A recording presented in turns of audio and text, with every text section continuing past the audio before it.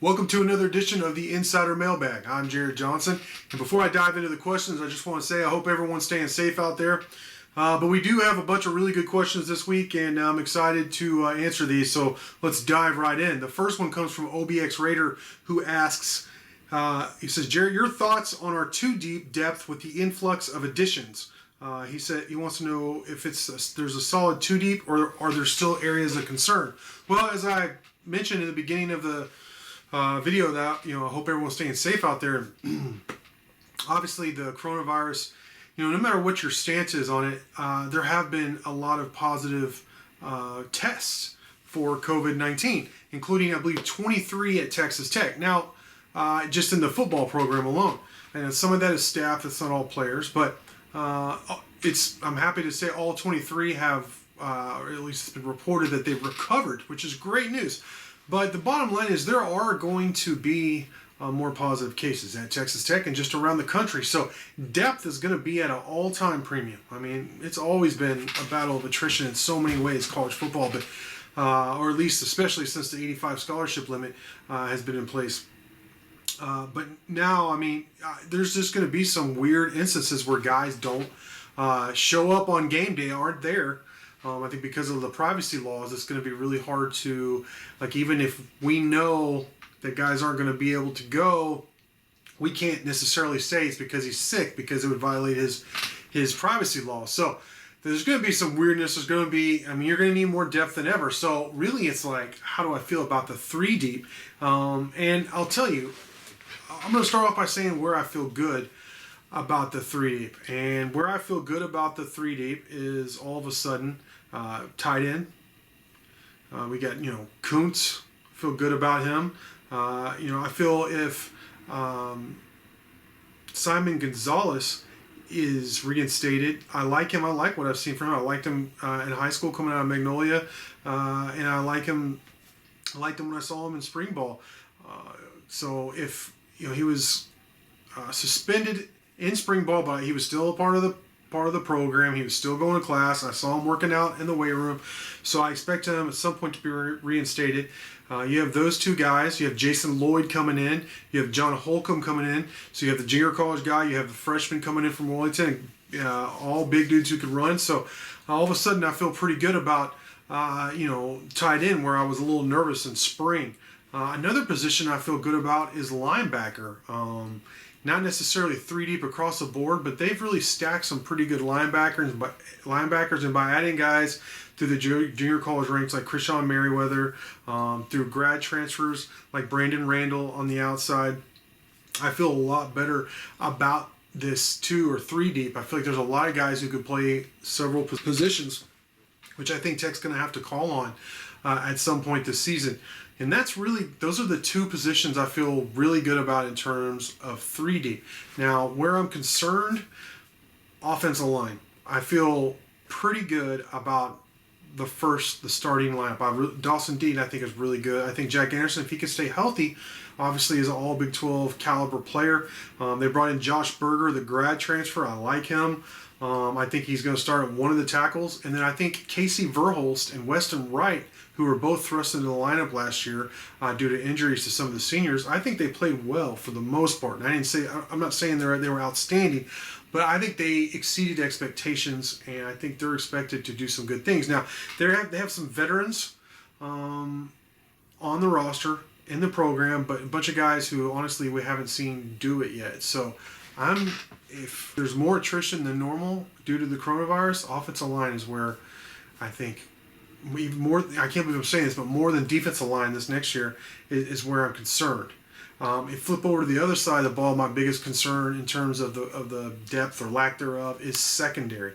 Now, they did address it heavily through transfers. Cameron Watts, junior college, Cameron White, another junior college guy. I like both those guys, but you don't really know how a junior college player is going to do, especially the first year, making that leap to Power 5 football from junior college ball.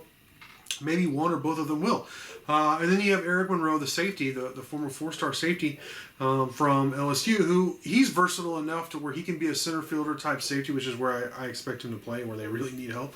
But he can also play corner a pitch, which once again, that versatility is going to be so key with, I believe, more attrition than normal this upcoming season. But beyond that, I mean, look, you have some guys I like at corner, some guys that have been around. I mean, for example, Adrian Fry. Look, I know he struggled last year at safety, but he was a all Big 12 caliber player as a freshman.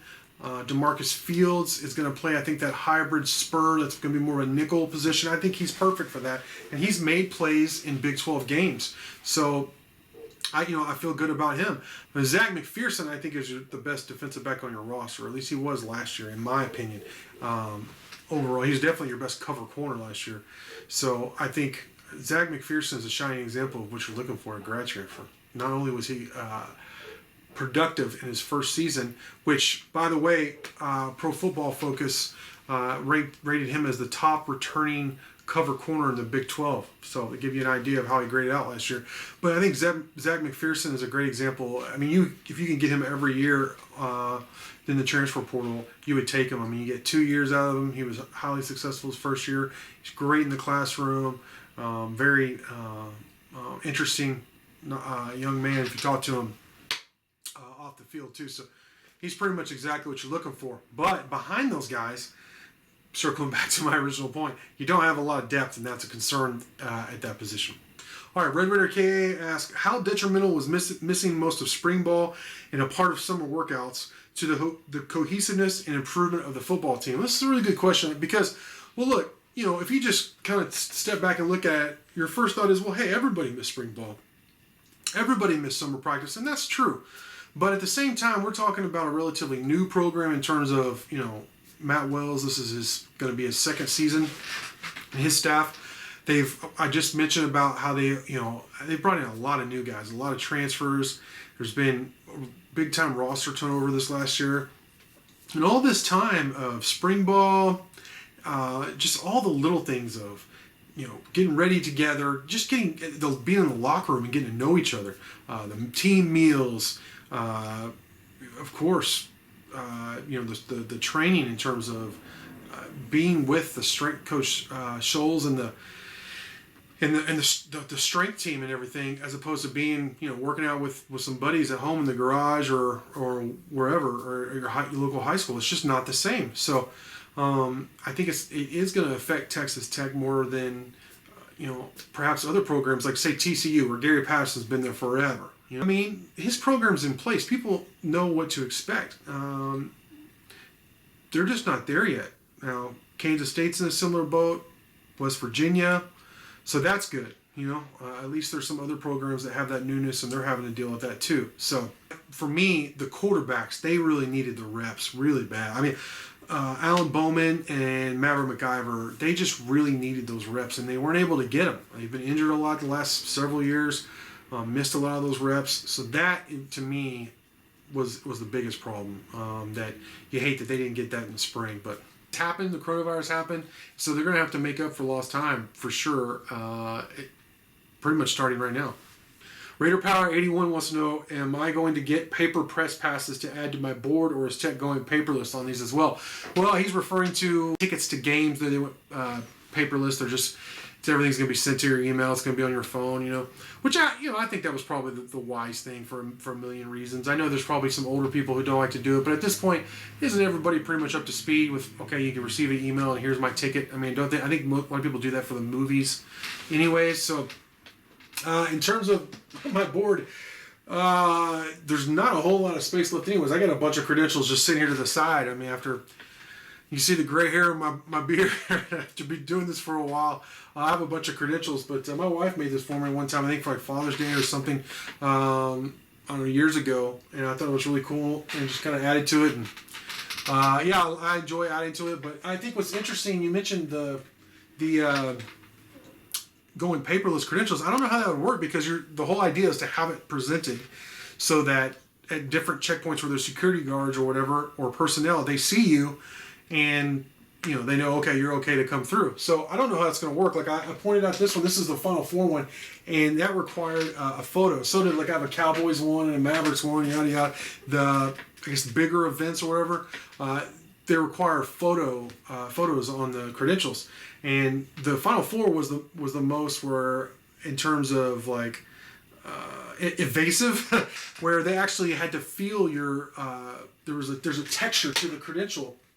And if it didn't feel a certain way, they knew it was a fake, because there's so many forgeries. There have been at big events in the past. So, obviously with the coronavirus, you can't have security guards feeling your credential there.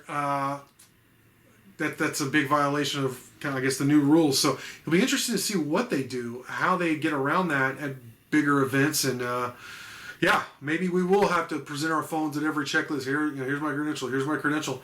But I hope not. I hope we're able still to use the regular old school credentials moving forward. All right, this next question comes from Texan44. He says, give us a gamer pick, one who might not always shine in practice, but will turn it on game time that we might not expect. Well, I think one guy, and I think this really isn't his fault, it's not that he doesn't practice hard, is Eli Howard. He's had multiple knee, Achilles, foot, ankle, calf, you name it. He's had so many problems with his legs over the years. And you see, Eli Howard's a guy, like, he's been here forever, right? And can't believe he still hasn't any eligibility, but he does. And he doesn't get to practice a lot because of all those injuries. But then they throw him out there, and he plays. He didn't play that many snaps last year, as many as I think he would like to, because of those injuries. But he still made Big 12, all Big 12 second team. So he's a guy that when the lights come on, when he has to go, he does, even though he doesn't really have a lot of miles left on those wheels, in my opinion. So Eli Howard's a good example of that. Another one I think would be, for a different reason, would be Adam Beck. Adam Beck is the kind of guy that, I'll just say concentration is a problem with him, all right? He gets easily distracted, or bored is another word. Now, I can identify with that. I was definitely like that in a way as a kid.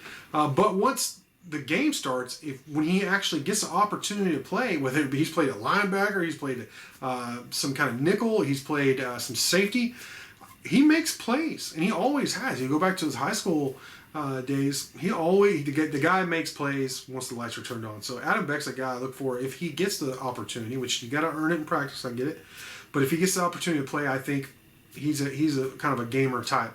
Another guy, the ultimate gamer, he's obviously no longer with the team, but I think this is the perfect example for it, is Patrick Mahomes. I don't know how well known this is or not, but it is around the program.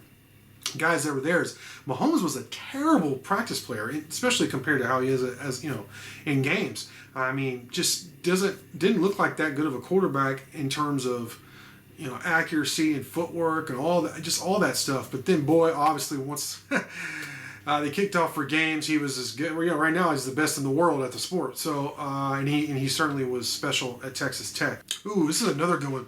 This is from RJN2186, who wants to know. He says, if it does come down to a quarterback battle between Donovan Smith and Baron Morton, as Texan44 predicted in another thread, who wins that battle initially, and who goes on to be the long-term starter for this team? Well, that's kind of a loaded question, though. Once I read it again, because you're kind of pointing at Donovan Smith being the starter before Barron because he's going to be on campus a year earlier. But honestly, he's only going to be on campus. Will be for a season, but about 6 months earlier, assuming everything goes according to schedule, determined by the coronavirus. But Donovan Smith got on campus. I mean, his dad's a coach here, and he's been at Friendship, but in terms of officially on campus this summer, Baron Morton, he was in here in spring. He was at a couple practices. He has a copy of the playbook. He talks with Coach David Yost almost on a daily basis, Baron told me. And he's going to get here in December after he finishes his senior year. So, yeah, Don will be here a season before Baron, but he's not getting as big of a head start as you'd think. So, based on that, hold my feet to the fire. I think I'm going to have to go with Barron, but I tell you what, if Donovan ends up winning out, I would not be surprised because he has a bigger frame. I think he is more elusive, but what I do love about Barron is his ability to throw on the run. I think both of these guys have escapability, and both of these guys are excellent passers on the run. So, and they both have very strong arms, quick releases. I'm excited. I can't wait I hope I get to go to practice. You know, that this coronavirus thing is cleared up enough to where I get some access to practice like I'm used to, and I get to go see these guys compete because I'm really excited about it. I like both these guys. I like their games, and I'm excited that they're going to be Red Raiders for sure. But with that, I want to say great questions as always. I really appreciate them and really appreciate you watching. Until next time.